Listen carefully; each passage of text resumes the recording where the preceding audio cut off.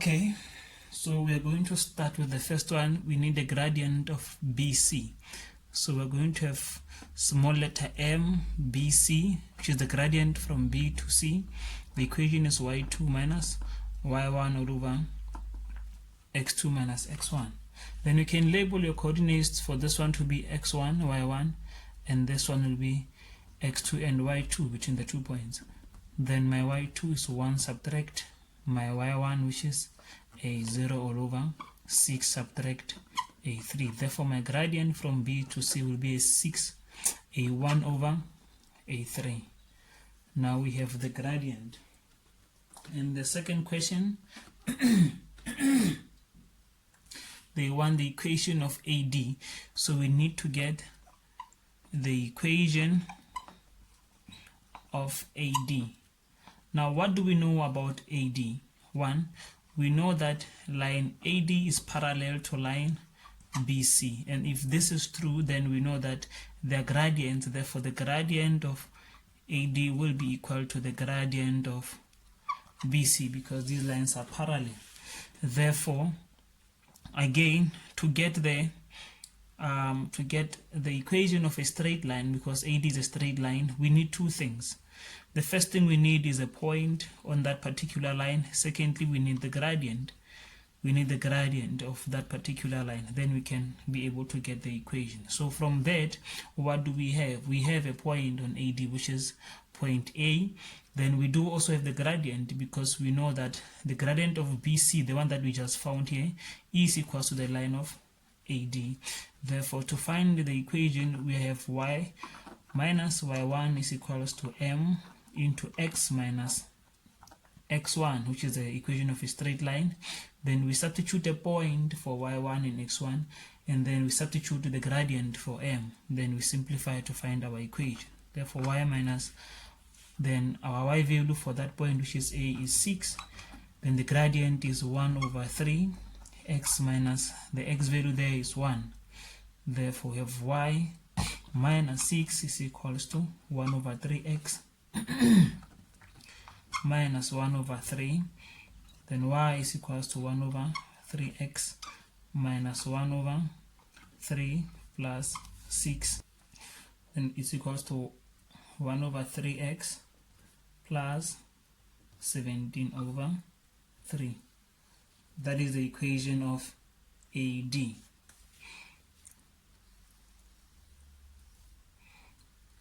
Okay, and the third one, we are supposed to show that t is equal to 8. Here is t. It is the unknown value of point D. Now what we have here, we have the equation of AD. And since this point D lies on this line, therefore we can substitute the value of x here on the equation. Here is the equation.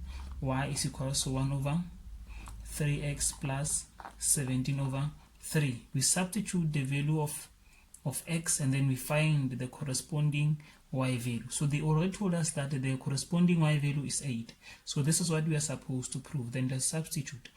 Then y will be equal to, let me substitute t for y, because t represents the value of y in this case.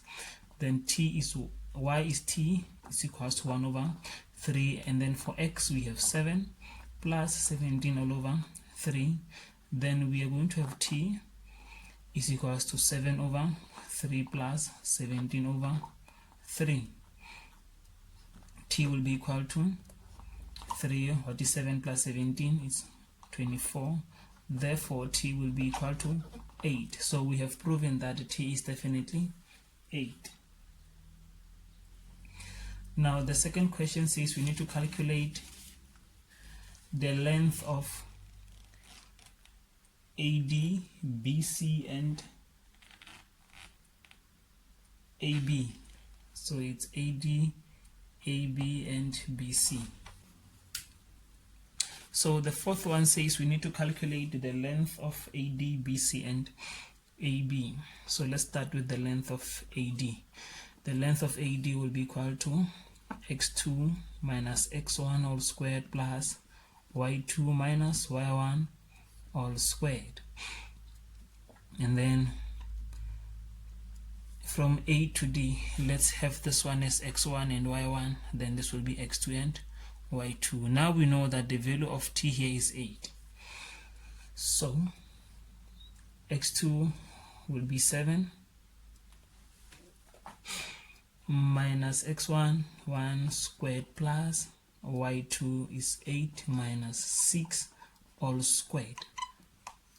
Then we are going to have 6 squared plus this one is 2 squared, and then it's 36 plus 4. Therefore the length of AD will be root of 40. And now, okay, let's do this one here. The second one is BC. We want the length of BC. Again, this is equals to x2 minus x1 all squared plus y2 minus y1 all squared. Let's substitute. It's BC, right? BC, okay. We're going to have x2, it's 6 minus x1, 3 all squared plus y2, it's 1 minus y1, 0 all squared. And then here we're going to have 3 squared plus here we're going to have 1 squared. Then this is 9 plus 1. Therefore the length of BC will be a root of 10. Now the last one, which is AB, we are looking for the length of AB again. x2 minus x1 all squared plus y2 minus y1 all squared again. Let's make this one 2 now, because we're dealing with AB, and this 2 because it's x1 and x1 and y1, therefore this one will be x2 and y2. And let's substitute. x2 is 3 subtract 1 all squared plus y2 is 0 subtract 6 all squared. Then I have 2 squared plus a negative 6 squared. Then there is 4 plus 36. Then we have another root 40 here. So at least now we know that this length from A to B is equals to the length from A to D. So these ones are actually equal in length. So we've calculated the length there. The fourth one, they say show that, let me just write the lengths here so that when I need to use them I can be able to remember correctly.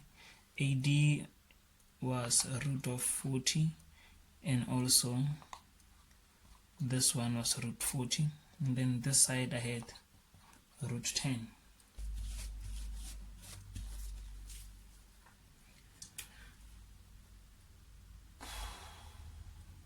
So now the fifth one says we need to show that AB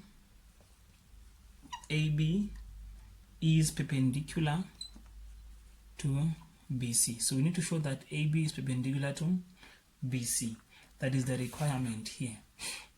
Now for us to be able to show that these two lines AB is it's AB perpendicular to BC, pardon that. So to show that these lines are perpendicular, what we can use, since we don't have any angles available, we can use the gradient of the two lines to say that the gradient of AB multiplied by the gradient of BC, they must give us a -1 if they are perpendicular to each other.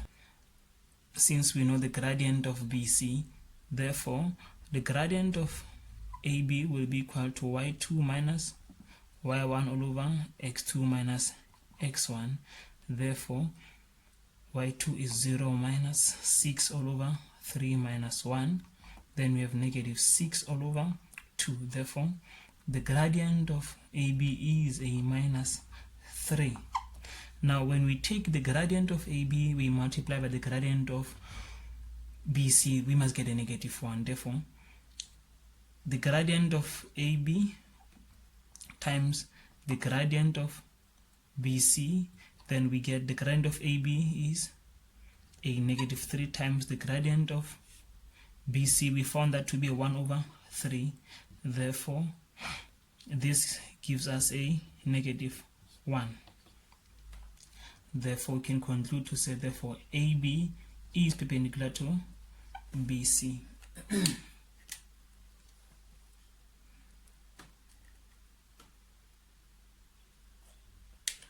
Now we are supposed to calculate the area of the quadrilateral ABCD. So they want the area of this particular shape.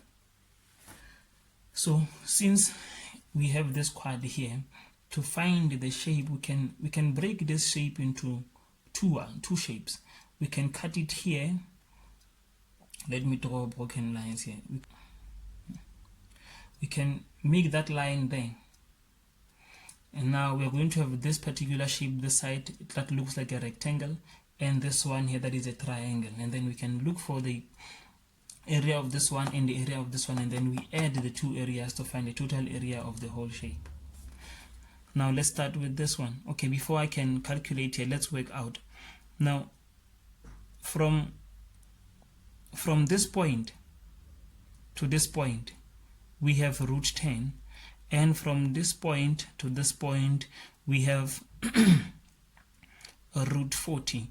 Therefore, to find the remaining length of this other part here, we need to say root 40 subtract root 10, which takes out only this part, and we'll be left with that part. And if we say root 40 subtract root 10, then we end up having a root 10. So it means this point here becomes the midpoint of AD. So it means on the left hand side we'll have a root 10, on the right hand side we'll have another root 10 to work with. We have a root 10 here, we have a root 10, and a root 40 this side. So even this side here becomes a root 40. Then we can basically work. So the area, let's start with the rectangle. Of the rectangle will be length times breadth. Therefore, we are going to have root 10 times root 40. This is going to give us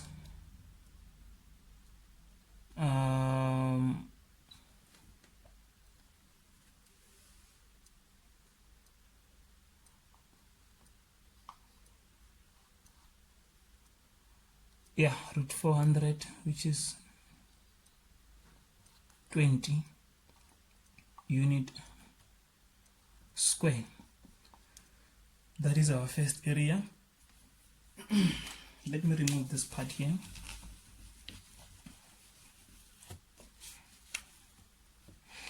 And we look for the area of the triangle, which is half base by height, and therefore it's half our base, which is root 10, times our height, which is root 40. Then we are going to have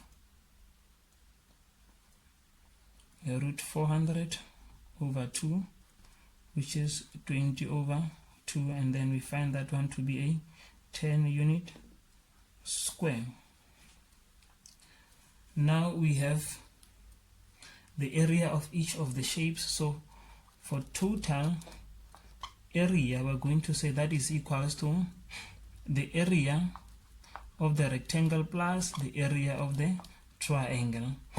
This will be equal to the first area, which is 20, plus the second one, which is 10. Therefore the total area becomes 30 unit square. Now this is our final answer.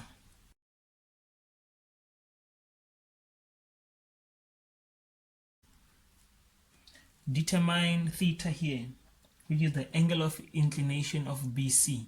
There's theta here, the angle of inclination of BC. Therefore, to find the angle of inclination of BC, we need the gradient of BC, and we found the gradient of BC to be a 1 over 3. Therefore, the equation is tan of theta is equals to m being the gradient. Therefore, to find theta, we say tan of theta is equals to a 1 over 3. Then we divide both sides by theta, then we end up having a theta is into 1 over 3. Therefore theta is equals to 18.43 degrees. Now we have calculated theta, and that becomes the end of it. Thank you very much.